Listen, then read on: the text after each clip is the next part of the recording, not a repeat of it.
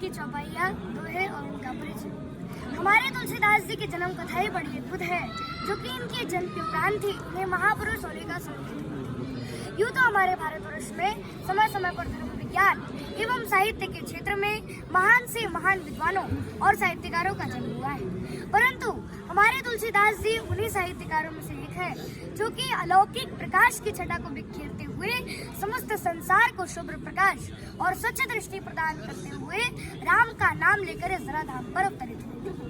आज तक हिंदी साहित्य जगत में उनका कोई जोड़ नहीं। उन्होंने अपने साहित्य से पूरे भारत के लोगों को इतना प्रभावित किया है कि भव समुद्र सुखद नाव एक राम नाम से समस्त पाप रूपी बंधन से बेड़ा पार हो जाने की प्रेरणा दी है। गंगा और मंदिर में समय की पाबंदी होती है, समय से कोटोर द्वार खुलते हैं और बंद हो जाते हैं, लेकिन हमारे तुलसीदास जी के रचित महाकाव्य रामचरितमानस में ऐसा कुछ भी नहीं है।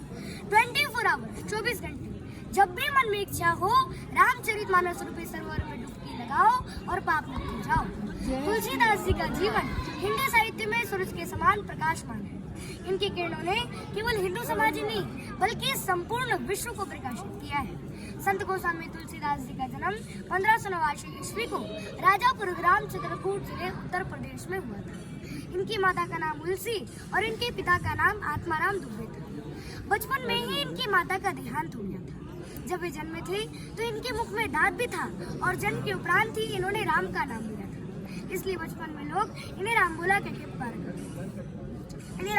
पुकारा करते हैं। इसके बाद चुनिया नाम की दासी ने इनका लालन पालन किया था। जब वे 5 या 7 साल के हुए तो चुनिया दासी भी चल बसी। तब से लोग इन्हें मनहूस मानते। इनके गुरु का नाम बाबा नरेश दास था। उनकी पत्नी का नाम रत्नाबली था। वे अपनी पत्नी से बेहद प्रेम करते थे। लाज न आई आपको दौड़े आयो साथ, दिखते कैसे प्रेम को कहाँ के अस्थि चर्म में देह मम तमो ऐसी प्रीत, तैसी दूसरिया में वो तब।